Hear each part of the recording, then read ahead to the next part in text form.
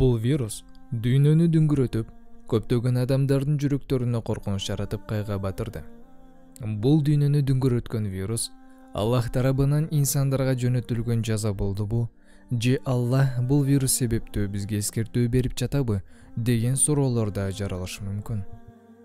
Бул оору бизге Аллах тарабынан келген жазабы деген суроонун артында жазага ылайык жаман иш кылынганы моюнга алынууда. Чындыгында эле, акыркы убактарда адамзаты Аллах Таалага моюнсунбай калгандардын себебинен ыйманы, пейили, аң сезими, адеп ахлагы, тегеле инсан деген зат бузулуп, ар кандай жамандыктардын чокуларына жетип баратканын байкоого болот.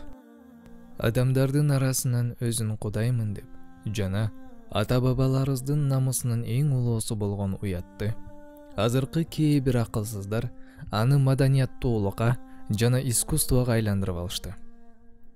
Эгер ыймандуу кыздар жолок салынып, абийирин сактап, уяттуулукту карманса, аларды көргөн ыймансыздар 21-кылымдын жүдөмүштөрү деп ысымый карашат. Бирок ар кайсы уяттуу денелерин көрсөтүп кийимдерди кийген эже карындаш жана апаларыбыз бул сөздөрдү айтуудан уялса болор эле. Жалган сүйлөө, уруулук, эки жүздүүлүк, көрө албастык, ач көздүк жана башка жамандыктардын ар кандай түрлөрү көпчүлүк адамдар үчүн күндө колдонуучу азык сыяктуу колдонулуп калынды. Жана алар үчүн бул нерсе эч кандай жамандык катарында эмес, тескерисинче азыркы заманга жараша ушундай кылуу керек деген шылтоо менен күн өткөзүп келе жатышат. Жараткан Аллах балким мына ушул себептүү эскертүү катарында бул вирусту жаза кылып жөнөткөндүрдү айтчу болсок ката болбостур.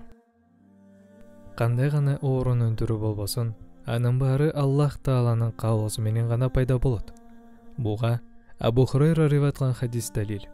Хадистин маанисинде Пайгамбарыбыз саллаллаху алейхи вассалам эч кандай жугуштуу оору жок деп айткан кезде адамдардын бирөөсү туруп, сен кум үстүндө жаткан төөлөрдү көрбөдүңбү? Качан аларга котурма оорусу бар төө жакындаса, алардын баарына котурма оорусу жугат го.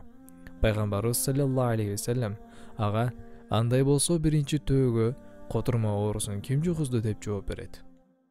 Хадисте айтылгандай, демек Аллах жараткан оорудан башка эч кандай өзүнүн өзү пайда болгон жугуштуу оору жок.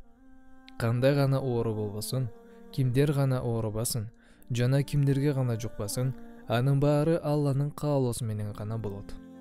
Оору бул Аллахтын мээрими жана ырайымынанбы, же анын жазасы жана азабынанбы?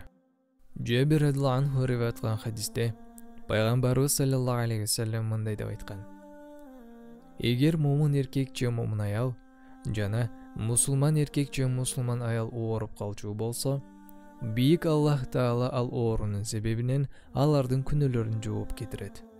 Абу Саид риваят кылган хадистин маанисинде Пайгамбарыбыз саллаллаху алейхи вассалам мындай деген: Момундун денесине кандай гана оору жетпесин, ал оору анын күнөөлөрүнүн кечиришине себеп болот.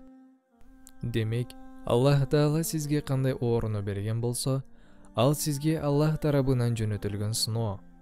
Эгер сабыр кылып Аллах Тааланы улуктап, кылган күнөөлөрүңүздү моюнга алып кечирим суроочу болсоңуз, анда бул оору сиз үчүн жакшылык болуп кала берет. Эгер сиз сабырсыздык жана шүгүрсүздүк кылып, Аллах Таалага карата жаман сөздөрдү айтчу болсоңуз, анда бул оору сиз үчүн азап болуп кала берет. Жараткан Аллахым ар бирибиздин кылган күнөөлөрүбүздү кечирип, туура жолуна баштап, даражасы эң жогору болгон бейишин насип этсин. Амин.